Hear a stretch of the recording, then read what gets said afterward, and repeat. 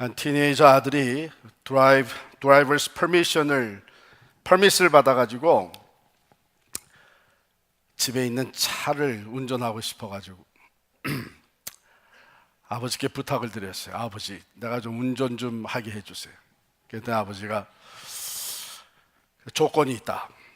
너 지금 성적이 보니까는 주로 평균 C가 되는데 B로 만들고, 그리고 교회 성경 공부에 더 열심히 나가고, 그리고 그 긴 머리 자르면 내가 생각해 보겠다 그랬어요. 한 2주 지났는데 아버지가 보니까 괜찮은 거예요. 그래가지고 불러가지고 I'm very proud of you, son. 보니까 너 벌써 에버리지가 B로 됐고, 그리고 성경 공부에도 열심히 나오고 유스 그룹 미팅에도 나가기 시작을 해서 정말 좋다. 그런데 실망인 것은 너 왜 머리는 아직 안 자르냐? 그랬더니 이 아이가 아버지, 제가 성경 공부를 해보니까 성경에 위대한 사람들이 다 머리를 길렀더라고요. 삼손이 머리가 길었고, 모세 머리가 길었고, 또 세례 요한도 머리가 길었고, 보니까 아마 예수님도 긴 머리를 가지고 있었다고 생각합니다. 그러는 거예요. 그러니까 그렇지. 근데 너 하나만 알고 둘은 모르는구나. 그 성경에 나온 그 모든 사람들이 어디를 가든지 걸어 다녔다는 거 아니야?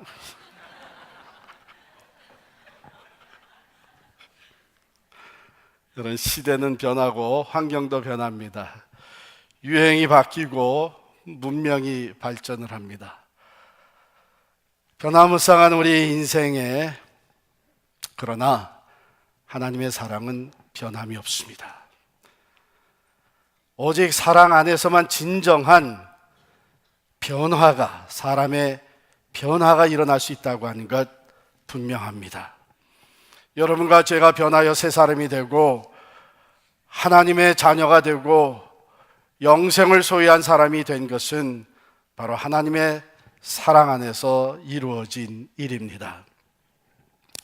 지난 시간 우리가 소망 중에 즐거워하자 하는 제목으로 말씀드릴 때에, 우리가 환난 중에도 우리 그리스도인들은 즐거워할 수 있는 것은 환난은 인내를, 인내는 연단을, 연단은 소망을 이루는 줄 우리가 알미니라 그랬어요.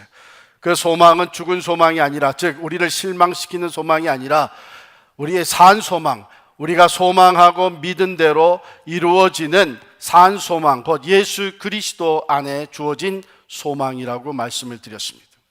그러면 그 소망이 정말 산 소망이고 우리가 믿음으로 주님을 의지하고 하나님을 의지하고 나아갈 때에 하나님께서는 환난 가운데서 인내와 연단을 거쳐서 소망이 그대로 이루어지는 그 확신을, 산 소망에 대한 확신을 우리가 어디에서 얻을 수 있느냐? 그 소망의 근거가 어디 있느냐? 그것을 오늘 바울이 얘기하고 있는 거예요. 소망이 우리를 부끄럽게 하지 아니함은 우리에게 주신 성령으로 말미암아 하나님의 사랑이 우리 마음에 부은 바 됨이니, 하나님의 사랑이 이미 우리 마음에 부은 바 되었기 때문에 그 사랑을 생각하면 이 소망은 산 소망이요, 반드시 하나님께서 우리를 실망시키지 않으신다고 하는 것을 우리가 믿을 수 있다 하는 그런 얘기예요. 그 사랑은 어떤 사랑인가? 그것을 구체적으로 6절부터 얘기하고 있는데, 우리가 아직 연약할 때에 기약대로 그리스도께서 경건하지 않은 자를 위하여 죽으셨도다.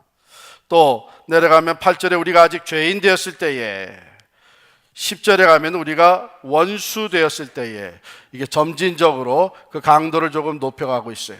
우리가 어떤 상황에서 하나님의 사랑을 받았느냐, 우리가 어떤 위치에 있을 때에 하나님이 우리를 이미 사랑했느냐, 이것을 점진적으로 더 강하게 표현하고 있습니다. 처음에는 우리가 아직 연약할 때, 연약하다고 하는 말은 helpless, powerless, 즉 우리의 힘으로 할 수 없을 때에, 우리의 힘으로 구원을 이룰 수 없을 때에, 우리의 의지적인 그 의로운 행위로, 율법의 행위로, 유대인들이 그렇게 철저하게 트라이했던 율법의 행위로 경건함에, 의로움에, 구원에 이를 수 없었을 때의 그런 표현입니다.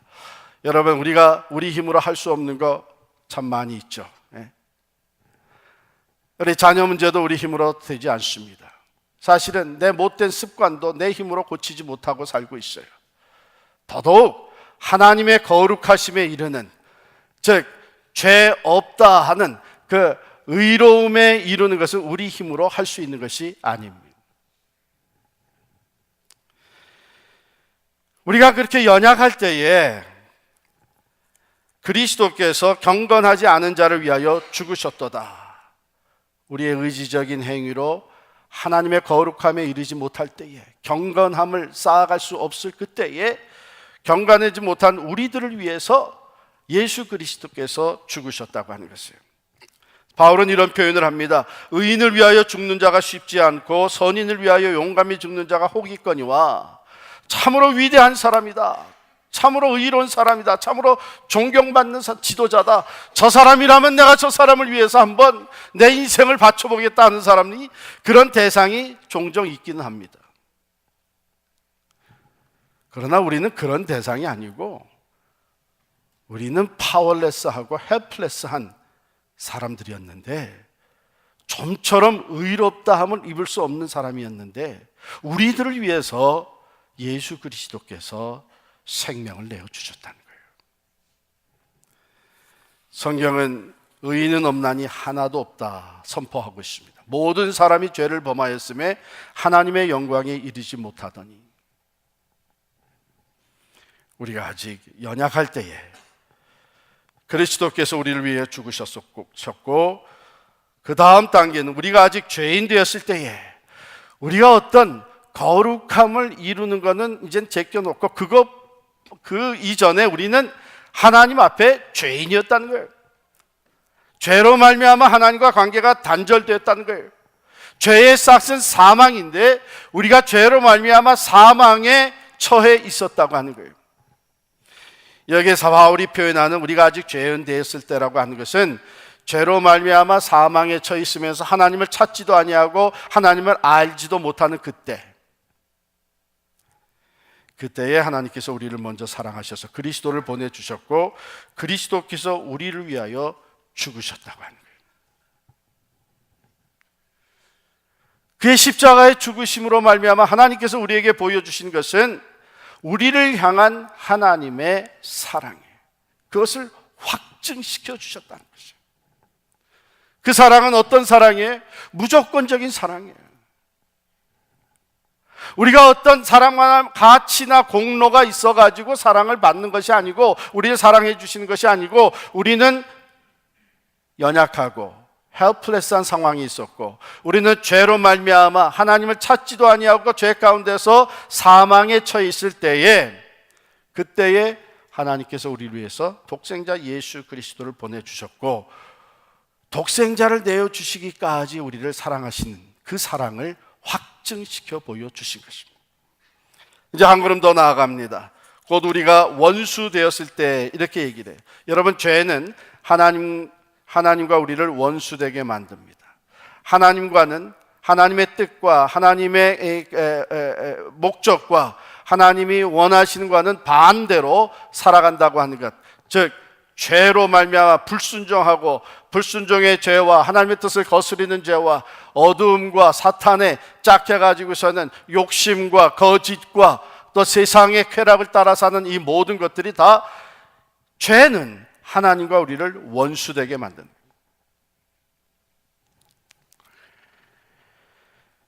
그랬을 때에 그의 아들의 죽으심으로 말미암아 하나님과 화목하게 되었다 그랬어요. 여러분, 우리가 다른 사람에게 사랑을 베풀고 은혜를 베풀고 뭐 선물이라도 하나 갖다 주고 또 막 좋은 음식이라도 대접할 때에 누구에게 해줘요? 그래도 좀 내가 마음에 드는 사람, 사랑하는 사람, 또 내 말대로 좀 잘 따라주는 사람, 내 뜻이라면 그래도 잘 순종하는 사람, 이런 사람들에게 우리가 내가 사랑이 가고 마음이 가고 그래서 음식도 대접하고 선물도 사주고 사랑을 베풀어 준단 말이에요. 원수? 나에 대해서 손가락질하고 내 명예훼손을 가지고 오고 뒤돌아서서 내 은혜를 받고도 내 등에 비수를 꽂고 이런 원수 같은 사람들, 턱도 없죠. 국물도 없지. 해주긴 뭘 해줘요? 그렇잖아요. 그런데 하나님께서는 우리가 죄로 말미암아 하나님과 원수 되었을 때에 하나님께서 가장 귀한 독생자 예수 그리스도를 우리에게 내어주셨다는 거예요. 화목의 제물로, 십자가의 죽으심으로 우리의 죄를 다 사하시고 원수된 우리들이 하나님과 화목하게 될 수 있도록, 그래서 하나님의 은혜와 축복과 사랑 안에 거하는 하나님의 자녀가 될 수 있도록 그 아들을 내어주신 거예요. 사도 바울이 왜 이런 논리를 쭉 펼쳐갑니까? 바로 결론을 우리에게 10절에서 주기 위함입니다. 곧 우리가 원수 되었을 때에 그의 아들의 죽으심으로 말미암아 하나님과 화목하게 되었은즉 화목하게 된 자로서는 더욱 그의 살아나심으로 말미암아 구원을 얻을 것이니라. 우리가 원수 되었을 때 독생자 예수 그리스도를 화목의 제물로 내어주시고 십자가에서 죽으심으로 말미암아 우리를 향한 하나님의 그 사랑을 확증시켜 주셨다면 이제 죄 사함 받고 예수 안에서 하나님과의 관계가 화목되어서 하나님의 자녀가 되었고 하나님의 소유한 백성이 되어서 살아가는 우리들에게 하나님이 구원을 왜 안 베풀어 주시겠느냐 하는 거예요.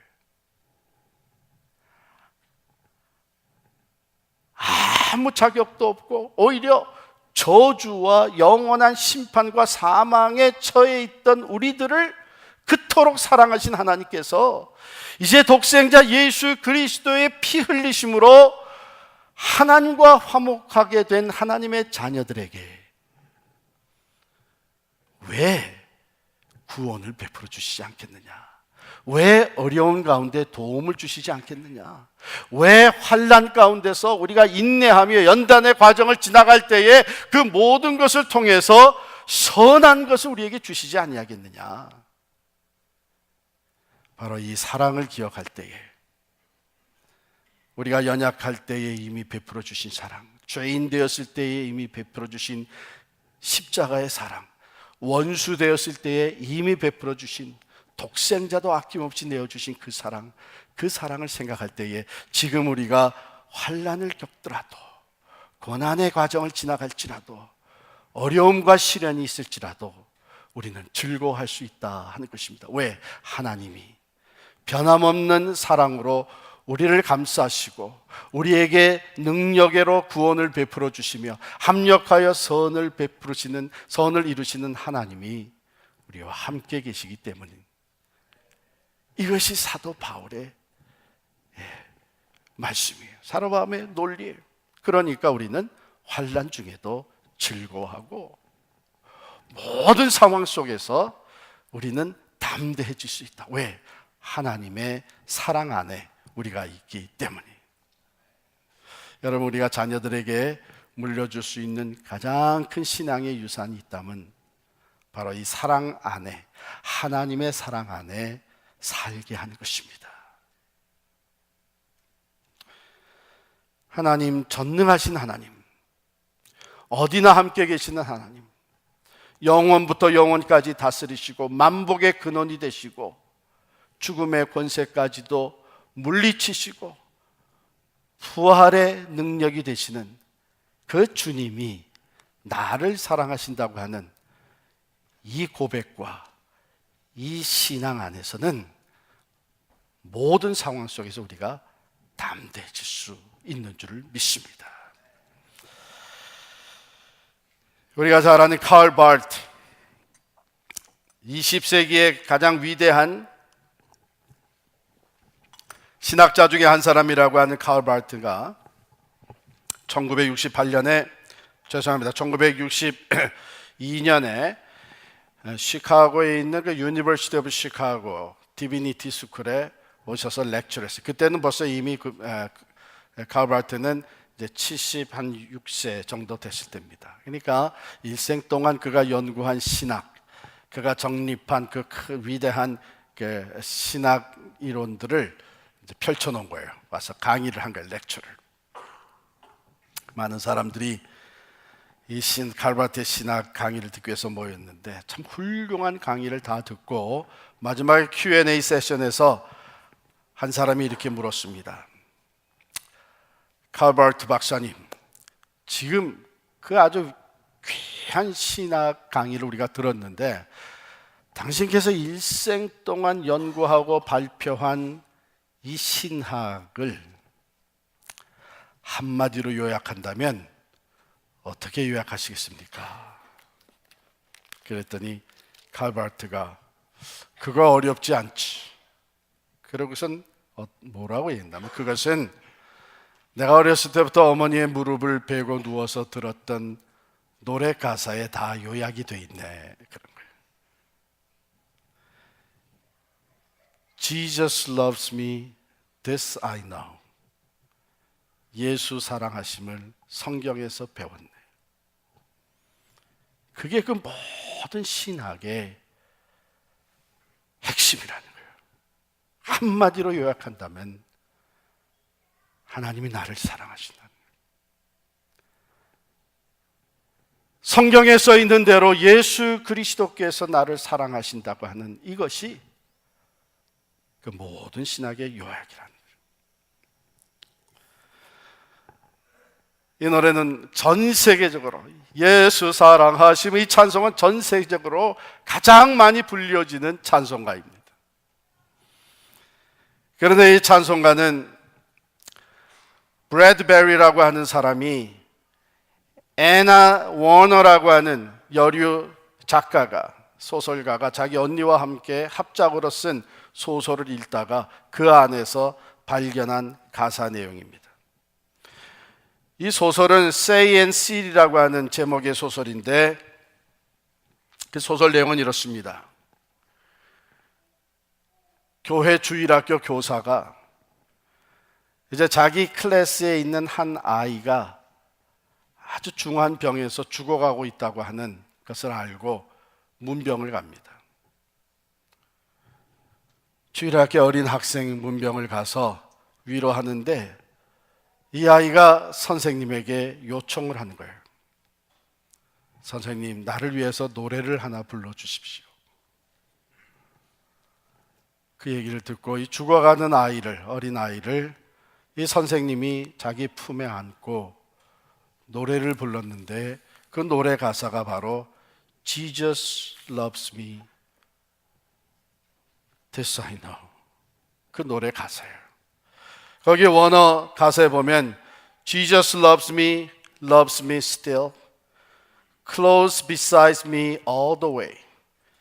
I love him and when I die, he will take me home on high. 예수 나를 사랑해 항상 곁에 계세요. 내가 세상 떠나면 천국 데려가세요. Jesus loves me, he who died. Heaven's gate to open wide. He will wash away my sin. Let his little child come in. 나를 위해 죽은 주 문 열고 기다리셔. 내 죄 다 씻었으니 어서 오라 하세요. 브래드베리가 그 소설에서 이 가사를 보고 작곡을 하기 시작을 했습니다.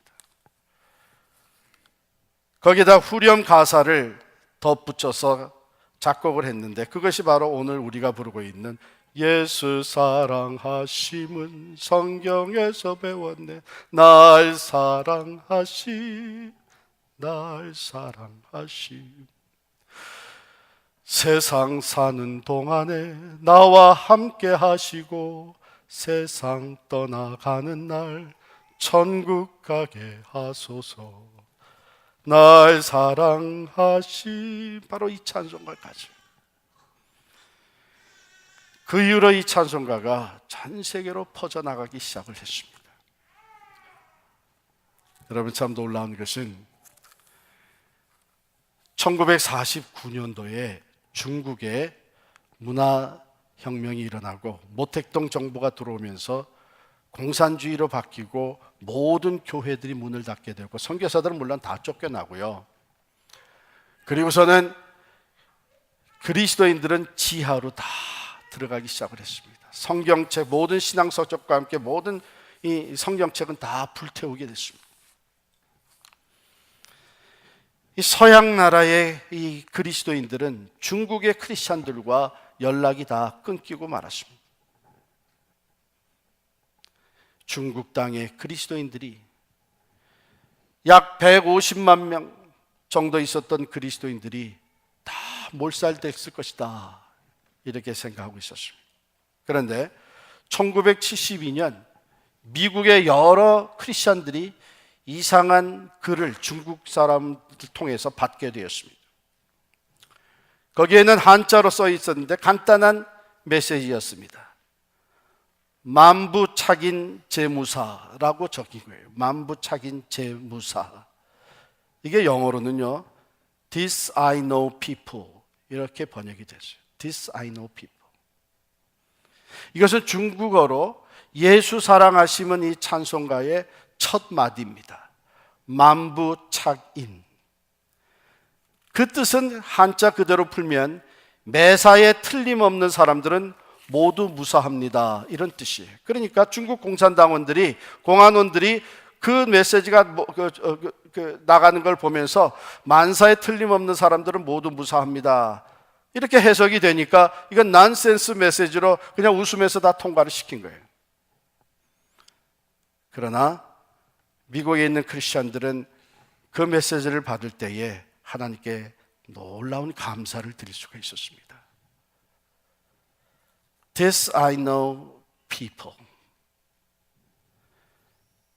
바로 이것은 중국 사람들이 지하에서 신앙을 지켜나가면서 끊임없이 불렀던 Jesus loves me, this I know. 만부착인, 이것을 알고 있는 모든 사람들은 무사합니다, 이런 메시지가 서양 교회들에게 전해진 거예요. 공안원들은 그게 무슨 말인지 알 수가 없었겠지만 그 찬송을 같이 부르는 모든 크리스찬들은 지하로 숨어서 신앙을 지켜나가고 있는 중국인들이 그 속에서도 예수 사랑하심은 거룩하신 말이세, 우리들은 약하나 예수 권세 많도다, 이 찬양을 끊임없이 부르면서 하나님의 사랑 안에 있는 우리들, 하나님의 능력으로 보호받는 우리들, 하나님이 다스리는 하나님의 백성들, 우리들은 무사합니다, 메시지를 전해준 거예요. 나중에 중국이 다시 문이 열리고 1993년도에 통계를 보면 놀랍게도 150만 명에서 8천만 명의 크리스찬으로 성장한 거예요. 사랑하는 성도 여러분, 영원한 진리요 변함없는 사랑입니다. 하나님이 여러분을 사랑하십니다. 우리가 죄로 말미암아 하나님과 원수되었을 때에 이미 우리를 사랑하셔서 독생자도 아낌없이 내어주신 하나님이시기 때문에 그 예수의 피로 죄 씻음 받고 하나님과 화평하게 된 관계에 있는 우리들, 하나님 우리를 사랑하시는 것, 변함없으신 하나님의 사랑이 우리와 함께하는 것, 이것을 기억하시기를 바랍니다. 어떤 상황에 있든지 간에, 환난을 지나가더라도, 내가 실수하고 넘어졌을지라도, 실패하여 하나님의 마음을 아프게 했을지라도, 다시 죄의 유혹에 빠져서 하나님을 실망시켰을지라도 하나님은 변함없는 사랑으로 우리를 사랑하십니다. 사랑하는 성도 여러분, 이 사랑 안에서 우리는 언제든지 담대해질 수 있습니다. 더 이상 정죄함이 없습니다. 마지막은 승리입니다. 하나님의 사랑이 우리를 붙들고 계십니다. 하나님의 사랑에서 우리를 끊을 자가 아무도 없습니다. 하나님을 사랑하는 자 곧 그 뜻대로 부르심을 입은 자들에게는 모든 것이 합력하여 선을 이루는 줄을 믿습니다. 그러므로 로마서 8장에 가서 사도 바울은 이렇게 전합니다. 여러분, 로마서 8장 35절 찾아보시기 바랍니다. 35절부터 눈으로 따라 읽으시기 바랍니다. 제가 읽겠습니다. 누가 우리를 그리스도의 사랑에서 끊으리요? 환난이나 곤고나 박해나 기근이나 적신이나 위험이나 칼이랴. 37절입니다. 그러나 이 모든 일에 우리를 사랑하시는 이로 말미암아 우리가 넉넉히 이기느니라. 내가 확신하노니 사망이나 생명이나 천사들이나 권세자들이나 현재일이나 장래일이나 능력이나 높음이나 깊음이나 다른 어떤 피조물이라도 우리를 우리 주 그리스도 예수 안에 있는 하나님의 사랑에서 끊을 수 없으리라. 할렐루야. 만물의 창조주가 되시는 하나님이 나를 사랑하시고 그 하나님이 내 모든 죄를 위해서 십자가의 독생자를 화목의 제물로 삼으시고 나를 향한 하나님의 사랑을 확증시켜 주셨고 그 사랑 안에서 나는 이미 하나님의 자녀가 되는 하나님과 화평한 관계 속에 살아가는 축복을 받은 자가 되었으니 이제 내가 어떤 상황이 있더라도 하나님이 나를 사랑으로 감싸시고 내 삶을 책임져 주신다고 하는 이 확신이 여러분의 것이 되시기를 축원합니다. 그러므로 우리 그리스도인들은 환난 중에도 즐거워합니다. 환난은 인내를, 인내는 소망을, 소망은 연단은 소망을 이루는 줄 알기 때문입니다. 사랑하는 성도 여러분, 우리는 우리 자녀들에게 이 신앙을 물려줄 수 있어야 합니다.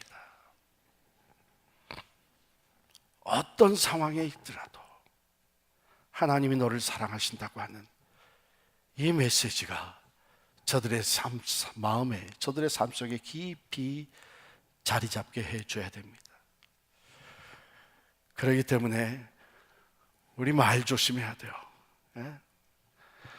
때로 우리 자식들이 속썩이고 우리의 마음을 아프게 하고 우리 마음에, 부모 마음에 상처를 준다 그래도 아니 이거는 태어나지 않을 게 태어나가지고 하나님 어떻게 이런 자식을 우리에게 주셨나? 절대로 비록 우리 마음에 상처를 주고 실망을 가져다 주고 지금 넘어지고 실수하고 우리의 기대에 차지 못하는 삶을 살아가는 자식이라도 하나님이 그 아이를 사랑하십니다. 그 아이가 하나님 사랑 안에 있습니다. 오히려 그 아이를 부여잡고 엄마 아빠가 너 때문에 마음이 많이 아프고 실망이 크다마는 그러나 엄마 아빠가 분명히 믿는 것은 하나님은 너를 사랑하신다. 하나님께서 너를 위해서 독생자 예수 그리스도까지 내어주셨으니 네가 지금 이런 상황이 있을지라도 너 기억해라. 하나님이 너를 사랑하신다. 하나님이 변함없는 사랑으로 너를 붙들고 계시다. 그러니 너 낙심하지 말고 딴 생각하지 말고 오히려 소망 중에 하나님 앞에 기도하며 하나님 앞에 담대라. 하나님의 사랑이 너와 함께 하기 때문에 반드시 하나님이 모든 것을 합력해서 선을 이루어 주실 줄을 우리가 믿는다. 사랑 안에 담대할 수 있도록 어떤 상황 속에서도 하나님이 나를 사랑하신다고 하는 그 믿음의 고백을 가지고 확신을 가지고 담대하게 다시 일어섰고 주님과 함께 동행하며 은혜 보좌 앞에 나아갈 수 있도록 우리의 사랑의 믿음을 물려줄 수 있는 여러분과 제가 될 수 있기를 간절히 축원합니다. 기도하겠습니다.